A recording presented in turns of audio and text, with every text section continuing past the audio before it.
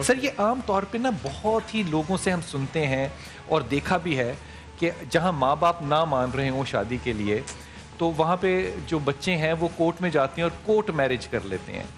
اس court کے اندر عدالت شامل نہیں ہوتی. سے کہا تو کورٹ جاتا ہے لیکن عدالت اس میں شامل نہیں ہوتی. جو وکیل ہے وہ آپ کا واقف نہیں ہے, جو گواہان ہے وہ پیڈ ہیں. تو کیا یہ نکاح ٹھیک ہوتا ہے, جائز ہے؟ مطلب بسم اللہ الرحمن الرحیم. اصل میں بدقسمتی سے ہمارا معاشرہ جو ہے انحطاط کا شکار ہے. اخلاقی انحطاط کا, تربیت کا نظام نہ ہونے کی وجہ سے خاندان میں ٹوٹ پھوٹ کا مظہر ہے.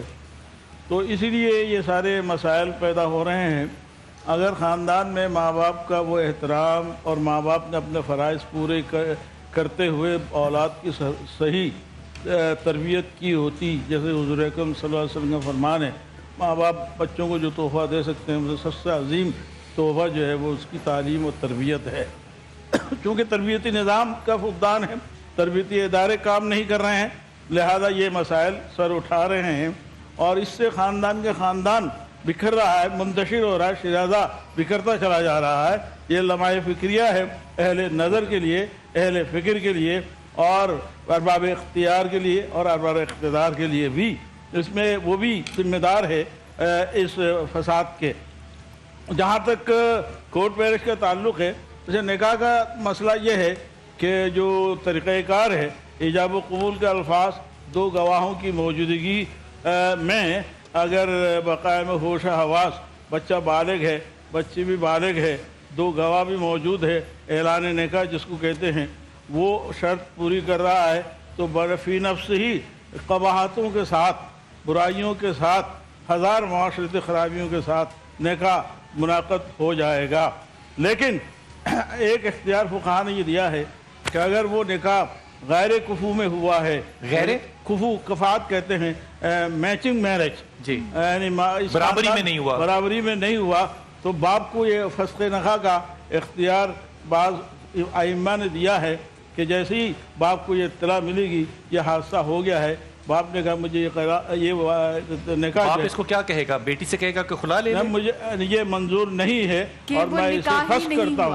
نکاح منسوخ ہوگا, تو نکاح منسوخ ہوگا. نکاح منسوخ, بعض فقہا کی ایک رائے یہ بھی ہے, یہ کہہ رہا ہوں میں, تو غیر کفو اگر ہے تو اس صورت میں, لیکن متفقہ فیصلہ یہ ہے نکاح واقع ہو جائے گا ہزار خرابیوں کے باوجود. ٹھیک ہو گیا.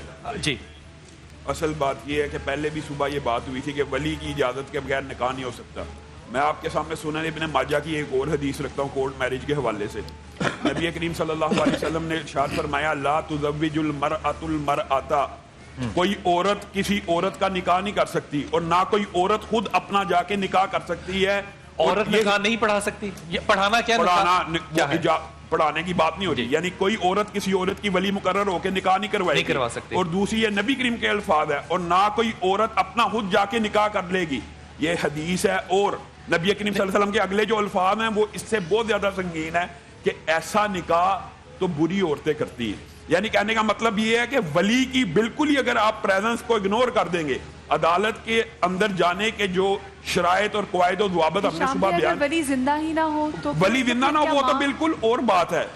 جو قواعد و ضوابط ہے وہ یہ ہے, اگر ولی اور عورت میں تضاد یعنی آپس میں اتفاق رائے نہ ہو سکے, پھر عورت عدالت کی طرف رجوع کر کے یہ ثابت کرے گی کہ ولی غیر مرشد ہے. ورنہ تو سنن نسائی کی واضح حدیث موجود ہے, محمود بن لبید کی کتنی مشہور حدیث ہے کہ کہنے کا مطلب یہ ہے, اصل میں صبح اس کے اوپر اصل میں تفصیلی گفتگو ہو بھی چکی ہے, لا نکاح الا بولی, ولی کے بغیر نکاح. اچھا حضرت, یہ جو ہم کرتے ہیں کمرے بند کمرے میں یا تنہائی میں لڑکا لڑکی آپس سے عہد کر لیتے ہیں کہ ہم نکاح میں ہیں, آپ خود کیا یہ نکاح ممکن ہے؟ یہ نکاح جائز ہی نہیں ہے. اگر یہ نکاح جائز ہے تو پھر تو برائی اور فحاشی کو فروغ, یہ تو قرآن کی آیت کے خلاف ہے, محسنین غیر مسافحین ولا متخذی اخدان.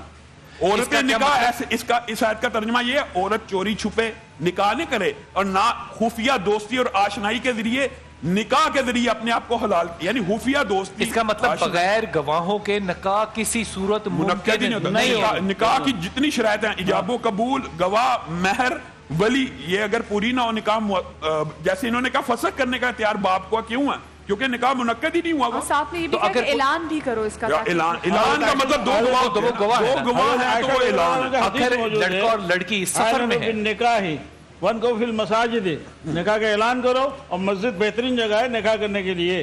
تو یہ بات بالکل اپنی جگہ ہے، لیکن ولایت کا جہاں تک تعلق ہے، یہ ولایت خاص طور پر یہ فعال اس وقت ہوتا ہے جب بچی نابالغ یا بچہ نابالغ ہوتا ہے. بلوغت کے بعد ہمارے امام ابو حنیفہ کے نزدیک بچہ اور بچی کو یعنی نکاح کا اختیار حاصل ہو جاتا ہے. اچھا، کالر بھی بلال بھی ہمارے ساتھ لائن پر ہے. السلام علیکم جی. جی السلام علیکم.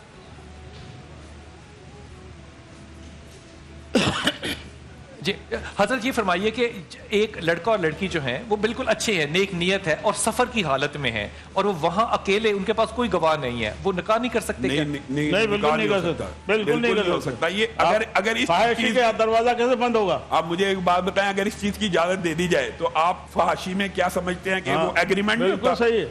فحاشی بھی رضامندی سے ہوتی ہے. اگر وہ نکاح کر لیں گے تو یہ تو فحاشی ختم ہوگی. نکاح نہیں کہا جائے گا، نکاح کی شرائط نہیں ہے. نکاح کی شرائط پوری نہیں ہو رہی. میں آپ کو بتاتا ہوں، لڑکا اور لڑکی اگر راضی ہیں، برائی کے اوپر مادہ ہیں، وہ بھی تو رضامندی سے ہی ہوتی ہے.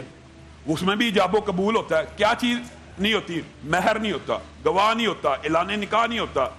یہ ساری شرائط ہوں گی تو نکاح ہوگا، ورنہ نکاح نہیں ہوگا. ایک اصول حضرت میں مداخلت کر رہا ہوں، سن لیجئے. اذا فات الشرط ففات المشروط. جب شرط نہیں ہے، وضو نہیں ہے، نماز نہیں ہوگی، نکاح کے شرائط نہیں ہے، نکاح نہیں ہوگا. ہو گئی سر بات.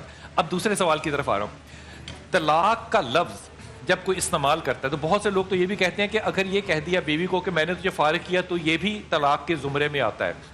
اگر ایک شوہر اپنی بیوی سے کہتا ہے کہ میں نے تجھے طلاق دی تو کیا طلاق ایک ہو گئی، ہاں یا نہ؟ اگر ہو گئی ایک دفعہ، اگر ایک دفعہ کے پھر بھی ایک ہے، 3 دفعہ کے پھر بھی ایک ہے، 10 دفعہ کے پھر بھی ایک ہے. مان لی بات. اب مجھے یہ بتائیے کہ آپ نے فرمایا کل کہ طلاق اللہ کی حلال چیزوں میں سے سب سے زیادہ ناپسندیدہ چیز ہے کیونکہ گھر ٹوٹ رہا ہے. بالکل ٹھیک ہے، یہ بات کریے. اب نکاح کے اوپر تو ڈاکٹر صاحب ہماری اتنی شرائط ہیں کہ نکاح کرنا ہم نے مشکل بنایا، لیکن جو خدا کی سب سے ناپسندیدہ حلال چیز ہے اس کو ہم نے اتنا آسان کیوں بنا دیا؟ میں یہاں تھوڑا سا اپنا نقطہ نظر بیان کرنا چاہوں گا. 3 طلاق کے بارے میں اختلاف موجود ہے. ایک نشست کے اندر 3 طلاق کا لفظ استعمال کرے گا شوہر تو امام ابو حنیفہ کے نزدیک، جن کا میں مقلد ہوں، ماننے والا ہوں، ان کی روشنی میں 3 طلاق واقع ہو جائے گی. سر وہ ایک نقطہ نظر ہے نا، وہ وہی میں اپنا نقطہ نظر دے رہا ہوں. جی میں آپ تینوں طلاق ہو جائے کرتا ہوں.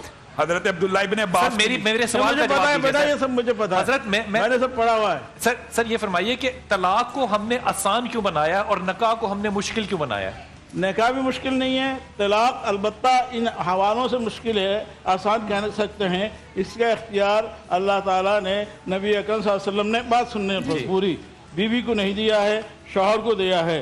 نکاح اور طلاق میں مذاق نہیں ہے، حدیث ہے، یہ ظاہر کریں گے تو لہذا جو طلاق کا اختیار جب شوہر کو حاصل ہو گیا اور وہ اگر طلاق دے دیتے ہیں، طلاق کے لیے گواہ کی ضرورت نہیں ہے، شوہر کا کہہ دینا ہی کافی ہے.